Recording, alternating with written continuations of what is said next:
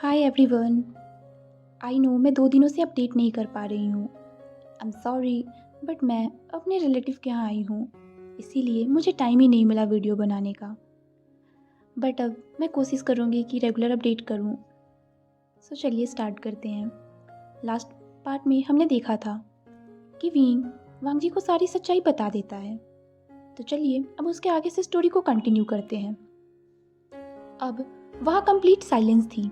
सभी वांग जी के रिएक्शन का वेट कर रहे थे, बट वांग जी बिना कुछ कहे खड़ा होता है और वहाँ से चला जाता है। सिचेन विंग के शोल्डर्स को पैट करते हुए कहते हैं, मैं उससे बात करूँगा, एंड वो भी वहाँ से चले जाते हैं। अब विंग अपने नीज को हक करके रोने लगता है। तभी वेनकिंग उससे कहती है, विबुशियान उठो, अपने मैन को चेस करो, तुम यहाँ क्या कर रहे हो, जाओ कुछ करो। तभी जी शुआन अपने पैनिक टोन में कहता है, यानली डिलीवरी देने वाली है। वो लोग क्लाउड रेसेस हॉस्पिटल के पास ही थे। सभी उसे लेकर जल्दी से हॉस्पिटल आते हैं। अब सभी बाहर वेटिंग रूम में उनका वेट कर रहे थे। कुछ घंटों बाद नर्स अपने साथ एक बेबी बॉय को लाती है। वीन न्यूबॉर्न बेबी को देखने के बाद कहता है, आई थिंक अब मुझे घर जाना चाहिए। आज रात बहुत ज़्यादा एक्साइटमेंट से भरी हुई थी। मुझे नहीं लगता मेरा हर्ट अब और कोई एक्साइटमेंट ले पाएगा। बट ये तुम लोग मुझे पिक्चर सेंड कर देना। इस पर नी कहता है, वी कौन सी, आप चिंता मत कीजिए, सब ठीक हो जाएगा। इधर वेन किंग ब्रेक रूम के बाहर कॉफ़ी लेने के लिए आती है। तभी वो देखती है कि लैन सिचैन अपने ऑफिस में है एंड वो कुछ काम कर रहा था। अचानक वेनकिंग का मन करता है कि वो जाकर उसे पंच कर दे।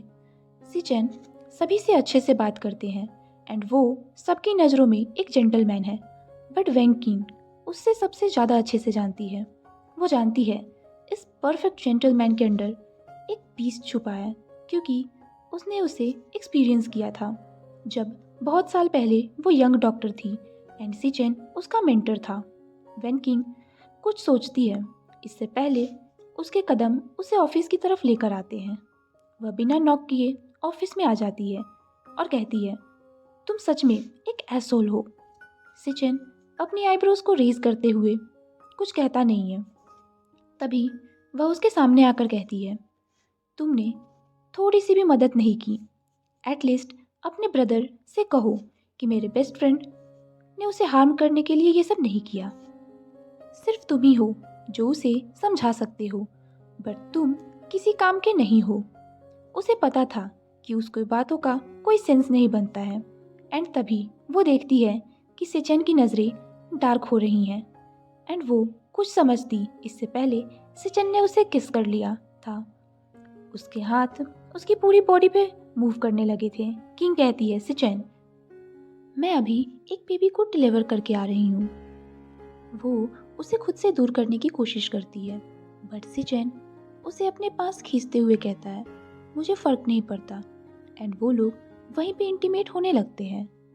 अब किंग को याद आने लगता है कि लास्ट टाइम वो लोग ऐसे साथ थे। तब वो कहती है, हम कहाँ गलत हो गए। इस पर सिचेन कहता है, तब हम यंग थे, हमें नहीं पता था कि लाइफ में करियर एंड वर्क से भी ज़्यादा इम्पॉर्टेंट चीज़ें होती हैं, बट मैं अब और ज़्यादा रिग्रेट नहीं करना चाहता। वो किंग से कहता है, किंग क्या तुम मुझसे शादी करोगी? मैं इतने टाइम में भी तुम्हें नहीं भूल पाया। मैं सारी ज़िंदगी तुम्हारे साथ जीना चाहता हूँ एंड तुम्हारा एंड आयुआन का ख्याल रखना चाहता हूँ। वेन किंग कुछ देर खामोश रहने के बाद उसे एक किस करते हुए हाँ कर देती है। एंड इधर विभूषियान रूफटॉप पे आता है फ्रेश एयर के लिए। वह जैसे ही लेज की तरफ जाता है, वो देखता है कि कोई ऑलरेडी उसके जगह को ऑक्यूपाई करके बैठा है एंड स्मोक कर रहा है। वह जनरली स्मोक नहीं करता, बट आज रात वो करना चाहता था। वह उस पर्सन के पास जाकर सिगरेट के लिए पूछता है। तभी वो देखता है कि वो पर्सन लैन वांगजी है। उसे समझ नहीं आ रहा था कि वो यहाँ रुके या यहाँ से चला जाए कि तभी एक फेमिलियर वॉइस उससे कहती है, वीन क्या तुम भी स्मोक करना चाहते हो? कुछ मिनट्स के बाद फाइनली विंग अपने सर को हाँ में हिलाता है। मुझे नहीं पता था लांजान कि तुम स्मोक करते हो। नहीं करता हूँ, जब से जिंगई आया तब से नहीं। अब विंग कहता है आई एम सॉरी, मैं सच में तुमसे झूठ नहीं कहना चाहता था। वह वांग जी के क्लोज जाकर कहता है आई नो, मैंने गलत किया है एंड तुम इसके लिए मुझ पे गुस्सा भी हो, बट अगर पॉसिबल हो तो क्या तुम मुझे माफ़ कर सकते हो? आई प्रॉमिस, मैं तुम्हें और ज़्यादा पेन नहीं दूंगा एंड मैं तुम्हारे लाइफ से चला जाऊंगा, बट मैं चाहता हूँ कि एटलीस्ट तुम मुझे माफ़ कर दो। उसे पता था कि वो डेस्परेट साउंड कर रहा है। कुछ देर जवाब ना आने पर वह सोचता है मे बी ये साइलेंस ही उसका जवाब है। वह अपने टूटे हुए दिल के साथ वहाँ से जाने लगता है। तभी वांगजी कहता है मैं तुमसे नाराज नहीं हूँ और ना ही कभी था। इस पर विंग रुक जाता है और फिर पीछे देखता है। तुम नाराज नहीं हो? इस पर वांगजी नोट करता है एंड विंग को अपने पास बुलाता है। अब विंग उसके पास जाता है एंड वांगजी उससे कहता है मुझे माफ़ कर दो कि तुम्हें ऐसा लगा कि तुम्हें मेरी माफ़ी की ज़रूरत है। वेल, मैं इसलिए वहाँ से नहीं गया क्योंकि मुझे तुम पे गुस्सा आ गया था।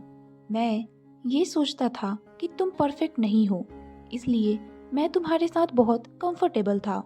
मैं तुम्हारा ध्यान रखना चाहता था, तुम्हारी ज़रूरतों को पूरा करना चाहता था एंड मुझे पता था कि तुम्हारा सेवियर होने की वजह से तुम मुझसे प्यार करोगे। वो उसकी तरह एक सैडनेस भरी आंखों से देखता है। बट अब जब मुझे पता है कि तुम अपना ख्याल रखने में कैपेबल हो, आई फील, मुझे नहीं पता, मुझे तुम परफेक्ट हो एंड यहाँ मुझ में कमियाँ हैं। हेल, मेरे दिमाग में जो है वो मैं तुमसे सही से बता नहीं पा रहा हूँ। आई गेस तुम्हें शुरू से ही मेरी ज़रूरत नहीं थी, जैसे मुझे तुम्हारी थी। विंग ये रीजन सुनकर स्टन रह जाता है। वह वांगजी का हाथ पकड़ता है और कहता है लांजान, फिर कभी खुद पे डाउट मत करना। तुम परफेक्ट हो एंड मैं तुम्हारे पैसों की बात नहीं कर रहा हूँ, मैं तुम्हारी बात कर रहा हूँ। तुम बहुत ही sweet, adorable, lovable and perfect man हो जिससे मैं अब तक मिला हूँ। एंड वो उसे सॉफ्टली किस करते हुए कहता है लांजान, मैं तुम्हें पसंद करता हूँ, तुम्हें चाहता हूँ। अगर तुम मुझे एक चांस दो तो मैं तुम्हें बताऊंगा कि तुम मेरे लिए कितना वर्थ हो। क्या तुम मुझे एक चांस देगी? क्या तुम फिर से सब कुछ शुरू कर सकते हो? वांगजी कुछ देर खामोश रहने के बाद फिर कहता है तुम्हारा मतलब तुम मेरे साथ रहना चाहते हो? इस पर विंग उसे सॉफ्टली किस करते हुए हाँ कर देता है। अब वो लोग अपने अपार्टमेंट की तरफ चले जाते हैं। सुबह जब विंग की आंखें खुलती है तो खुद को वांगजी की बाहों में देखकर वो बहुत ही ज़्यादा खुश हो जाता है एंड वांगजी उसे सॉफ्टली किस करके गुड मॉर्निंग विश कर देता है। वो लोग फिर से सुबह में ही इंटीमेट होने लगते हैं कि तभी वांगजी का फ़ोन बजता है। वांगजी फ़ोन को पिक करता है एंड सामने वाले की बातें सुनकर वह जल्दी से कहता है हमें जल्दी से ऑफिस जाना होगा। इस पर विंग उससे पूछता है क्या हुआ? इस पर वांगजी कहता है मैं तुम्हें रास्ते में सब कुछ बता दूंगा। अब वो लोग जैसे ही ऑफिस में इंटर करते हैं वहाँ पे Jiang Cheng, Wen Qing, Wen Ning and Lan Xichen सभी वहाँ पे ऑलरेडी गैदर थे। अब वांगजी कहता है मुझे सब कुछ जानना है हुसैंग। वहाँ पे हुसैंग लैपटॉप रखते हुए उन लोगों को दिखा देता है कि सामने वाले इंसान ने एक मैसेज छोड़ा है कि मुझे 10 मिलियन यूएस डॉलर्स चाहिए और कोई भी पुलिस को कॉल या कुछ भी नहीं करेगा, नहीं तो मैं बच्चे को मार दूंगा। विंग लैपटॉप को लेकर कुछ चेक करता है और उसके बाद कहता है कि इस मैसेज को भेजने वाला कोई ऑफिस के अंदर कहीं आदमी है एंड तभी वहाँ पर ऑफिस के सभी टेक डिपार्टमेंट के लोगों को बुलाया जाता है। अब उन सबको देखकर विंग कहता है मुझे ऑलरेडी पता है कि तुम में से ट्रेटर कौन है, सो ये बेटर होगा कि तुम खुद ही सामने आ जाओ, अदरवाइज ये तुम्हारे लिए अच्छा नहीं होगा। सभी वहाँ पे खामोश थे। तभी विंग एक स्माइल के साथ उठता है और अपने लैपटॉप पे एक बटन को प्रेस करता है सभी वेट कर रहे थे कि कुछ होगा, बट वहाँ पे कुछ भी नहीं होता है।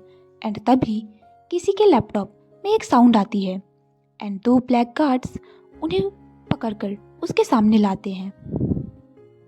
वांग जी उस पर्सन को देखते हुए कहता है, तो ये तुम हो सू मिनशान। वीन उसके सामने बैठते हुए कहता है, सो ये बिच तुम हो जिसने लैंड सिक्योरिटी को तोड़ने की कोशिश की है, बट यू नो मैं तुमसे ज़्यादा बेटर हूँ। इस पर वो आदमी कहता है, तुम किस बारे में बात कर रहे हो, मुझे नहीं पता। एंड मैं यहाँ एक नॉर्मल वर्कर हूँ, मैं कैसे आर्काइव की सिक्योरिटी में जा सकता हूँ। इस पर वीन कहता है, मैंने तो कहा ही नहीं आर्काइव के बारे में। इस पर सू मिनशन सिर्फ खामोश रह जाता है। अब वीन कहता है, तुम्हें कुछ कहने की ज़रूरत नहीं है, मुझे ऑलरेडी सब कुछ तुम्हारे लैपटॉप से पता चल चुका है। मैं सोच रहा हूँ कि मैं कितना ग्रेट हूँ, है ना लांजान। इस पर वांग जी कहता है, वीन ग्रेट है। तभी सू मिनशन के सडनली वीन पर अटैक करते हुए कहता है, यू शेमलेस मैन होल। इस पर वीन कहता है, क्या तुम जेलस हो? आई थिंक तुम लांजान से पैसे निकलवाना चाहते हो अपने बायोलॉजिकल चाइल्ड का ख्याल रखने के लिए। क्यों, मैं सही हूं ना? लांजान, क्या तुम्हें पता है सुमिनसन ही जिंगई का स्पर्म डोनर है। एंड हाँ, यही वो बास्टर्ड है जिसने तुम्हारी कजिन को हर्ट किया था जब वो प्रेग्नेंट थी। एंड जब इसे पता चला कि वो मनी ट्री अनफॉर्चुनेटली अब नहीं रही, तो इसने अपने बच्चे को ढूंढा ताकि ये तुमसे पैसे निकलवा सके। क्यों सुमिनसन, ये सही है ना? सुमिनसन खामोश था एंड फिर सडनली उठते हुए कहता है, अगर मैं जाऊंगा तो अपने साथ बच्चों को भी लेकर जाऊंगा। सिर्फ मुझे पता है कि बच्चे कहाँ हैं। एंड अगर तुमने उन्हें 1 घंटे में नहीं ढूंढा तो वो मर जाएंगे। सिर्फ मुझे पता है कि वो बच्चे कहाँ हैं, इसलिए मेरे अकाउंट में अभी 20 मिलियन यूएस डॉलर को डिपॉजिट करो एंड मेरे लिए एक हेलीकॉप्टर बुलवाओ ताकि मैं यहाँ से जा सकूँ।